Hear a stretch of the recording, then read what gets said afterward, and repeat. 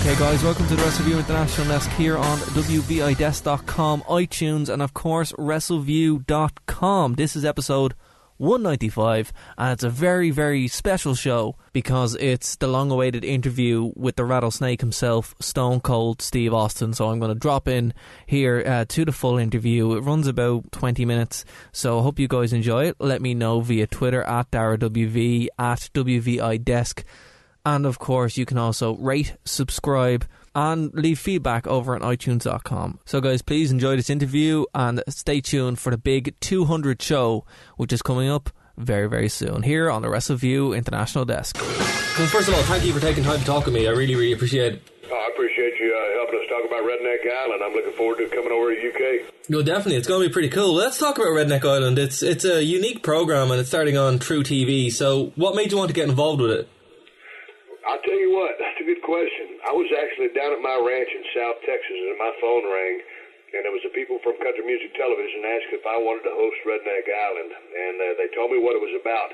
And basically, I was going to bring a group of competitors from the southern states, divide them up into two teams, and put them through challenges each and every week. And the losing team would come to my place, and they would vote one of their own off the island, and we would continue this process of elimination until we get down to three competitors. And then the last three competitors would kind of go through a mega challenge and finally determine the winner. And the winner would win $100,000 and be the king or queen of Redneck Island.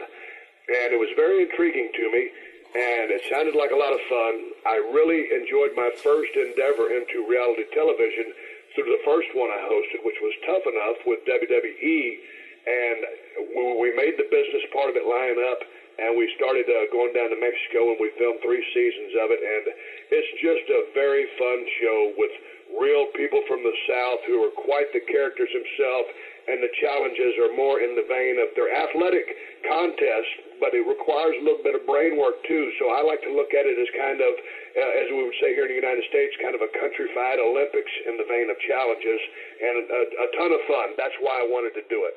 Okay. What can fans expect? You mentioned Tough Enough. Is it shot the similar kind of way? Is it more like Survivor? No, well, I mean, I think there's an element of Survivor with respect to the voting process. When they vote one of their own, the losing team comes to my place and they must send one of their members home. Right. So that facilitates the process of elimination. But the challenges are kind of wacky and off the wall, and some of them involve water and these big airbags and people jumping off something to shoot another person into the air.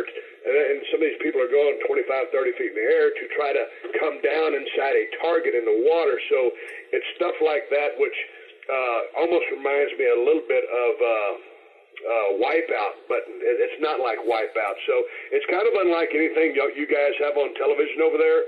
I think you're going to enjoy the show. It's pretty easy and simple to figure out. Just tune into the first episode on August 4th and you'll get it.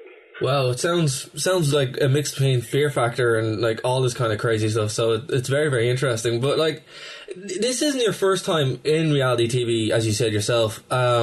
Is it kind of strange to go back into that world? No, I love the reality television space. Now that I'm out of the business of professional wrestling, I started doing some acting and stuff.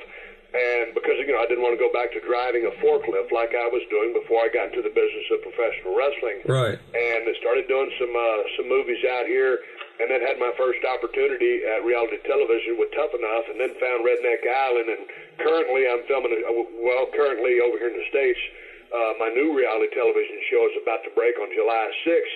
It just works for me. Anytime you sign on to a reality project, for the most part, the stuff I've been involved in takes about 1 month to shoot. So you go out, you work for 1 month, and you go on to the next project. That works for my mentality.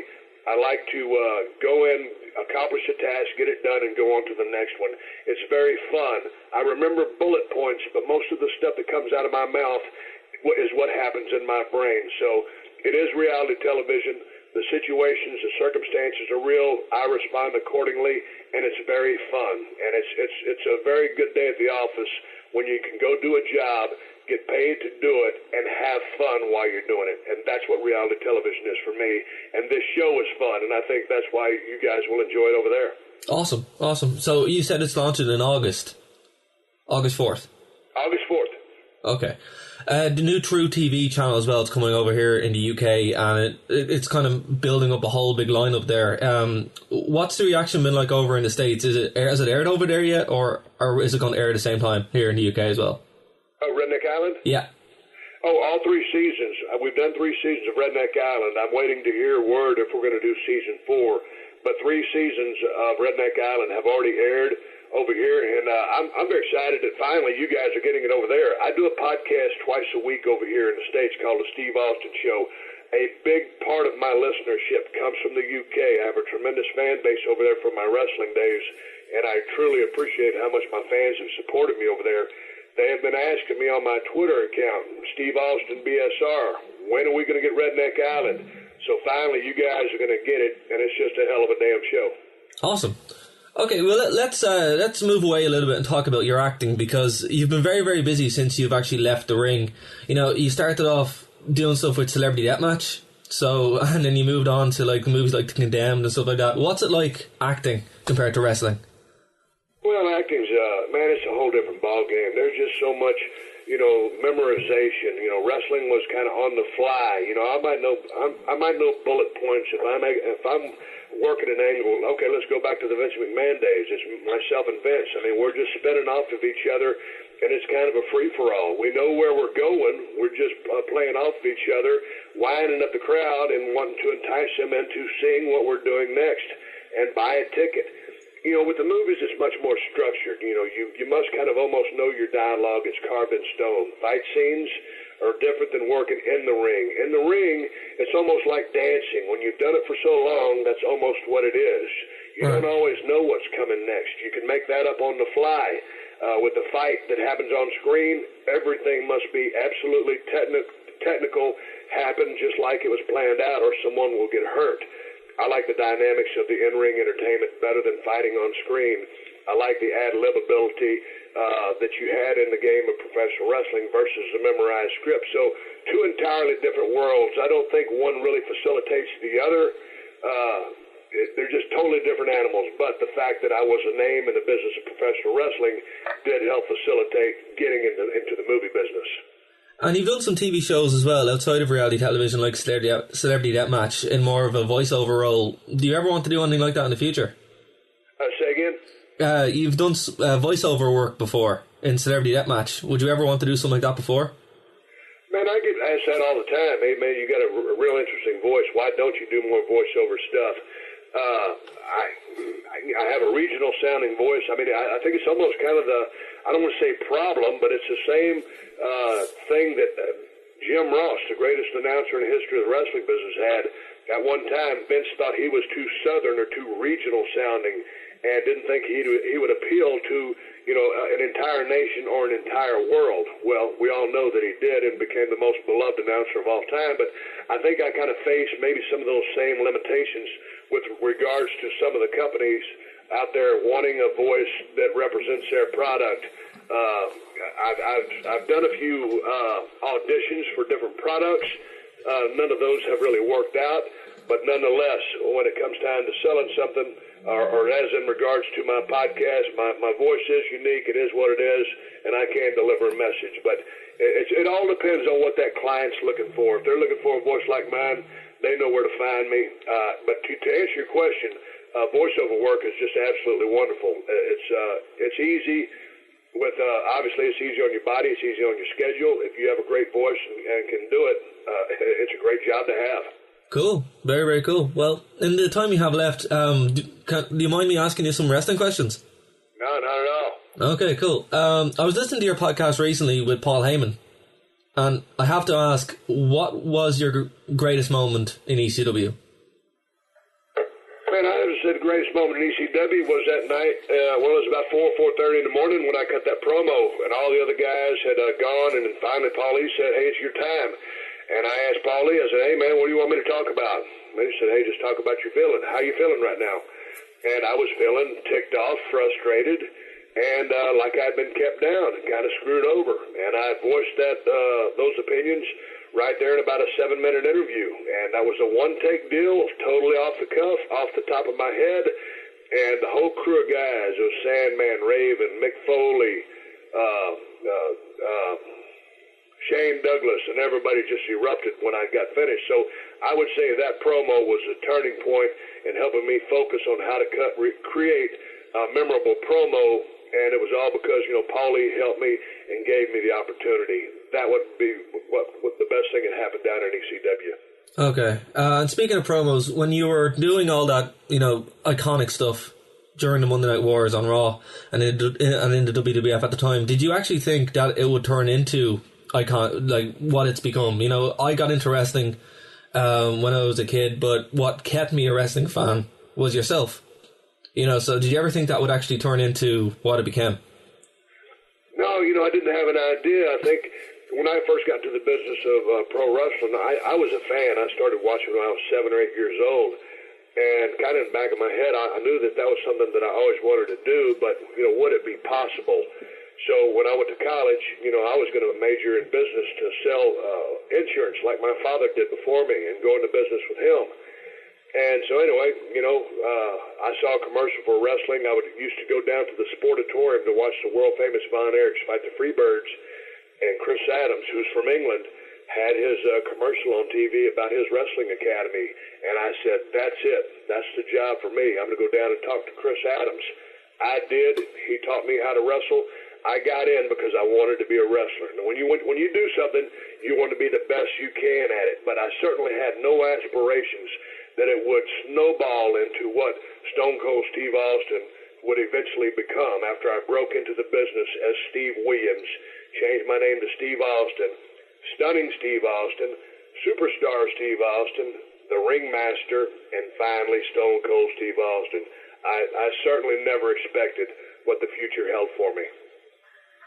Well, speaking of the future, just talking about this year's WrestleMania, what was it like to be back in a WWE ring with not only The Rock, someone who you've had, a storied career with, but also Hulk Hogan? Oh, it was great because, Hulk Hogan meant so much to the world of professional wrestling. Probably, with the run that he had, probably the biggest star of all time. And to look back, and we were at the Hall of Fame the night before, and they were, because Mr. T was going into the Hall of Fame that night, they showed a lot of stuff from WrestleMania 1, 2, and 3, and those guys running down the road and training for those matches, and it was just the rock and wrestling connection happened, and they brought the music industry in and the whole spectacle. To be in the ring with those guys was very special, and I think you probably had 3 of the biggest names in the history of the sport there together. And when I say that, don't get me wrong, I'm a fan of so many other guys too, but it was just electricity, and I wish we would have had a little bit more time to further entertain the crowd, but it was an absolute blast to be there in the Superdome. I love the state of Louisiana and the town of New Orleans. I love that food and that whole culture, so it was a blast. And I have to ask, now that I have you on the line, a man who you've had a bunch of wars with, particularly during the Attitude Era, The Undertaker. Did you ever want to wrestle him at WrestleMania? And now that the streak's over, do you think Brock Lesnar was the right guy to do it? Man, it's hard to believe that I didn't wrestle Undertaker at a WrestleMania, wrestle him at some other high-profile matches, some SummerSlams. That would be a very interesting scenario because maybe I could have been another statistic. I just think that the streak was absolutely incredible. And when I was watching the match, my jaw dropped, and I was very surprised to see him, take the fall in that match and lose.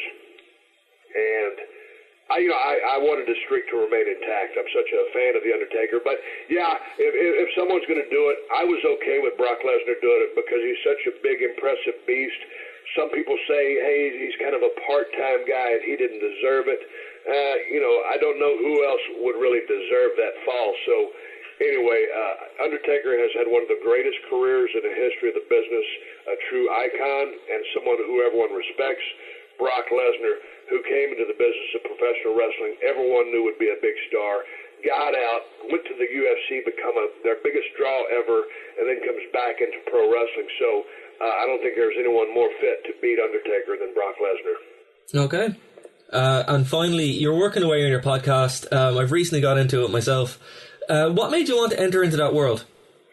Just a way to, the original reason really was to maintain contact with my fan base and entertain them. And it's kind of turned into what it's turned into. And I don't make this thing complex. It's simply entertainment for people to take them out of their world and entertain them for about an hour, hour and a half, twice a week. And I get a chance to use kind of the creative juices I had when I used to go out on Monday Night Raw. There's still a performer in me, and I like to do my podcast to maintain contact and entertain my fan base through my social media, my Steve Austin BSR Twitter account, and my podcast, The Steve Austin Show, which drops on Tuesdays and Thursdays on iTunes. And that Tuesday show is family friendly. The Thursday is explicit content, and it's just fun. But there's no other reason, just to maintain contact with my fan base. Right. And you mentioned a bunch of times on your show that you have a list of guys who you want to get on. Can you tell me who's on the list or who you want to get on? On what? On your list of the guys you would like to have on your podcast in the future? I talked to The Undertaker at WrestleMania 30, and it was right before his match. It wasn't the best time to ask him, but I asked him if he'd consider doing the podcast, and he said yes. So that's because of his storied career. I've got to get down over there to where he lives. I think he's in the Austin or Houston, Texas area, so I want to interview him in person. That's one of the things, now that I have a block of time on my schedule, I'm trying to get down there and interview him. I want to talk to Kevin Von Erich. Now, he's over in Hawaii. That's another one which I've got to do in person, so I'm trying to get Kevin Von Erich on there. I'd love to talk to superstar Billy Graham. I'd love to talk to Bruno Sammartino, just some of the biggest names ever out there, and I'd love to talk to Hulk Hogan, but the list could go on and on and on. But just anybody who really had a career, and just facilitate conversation and talk about the business. Well, I can't wait to hear it, sir. But that's everything I have there. I want to thank you so much for taking time out of your schedule. Listen, Steve, you're the reason why I'm a wrestling fan. You're the reason why I'm a wrestling journalist. You've meant so much to me. You're a childhood hero. Thank you so much for your time. Hey, man, I appreciate you watching, because I had a great time as Stone Cold Steve Austin. That's the best job I ever had.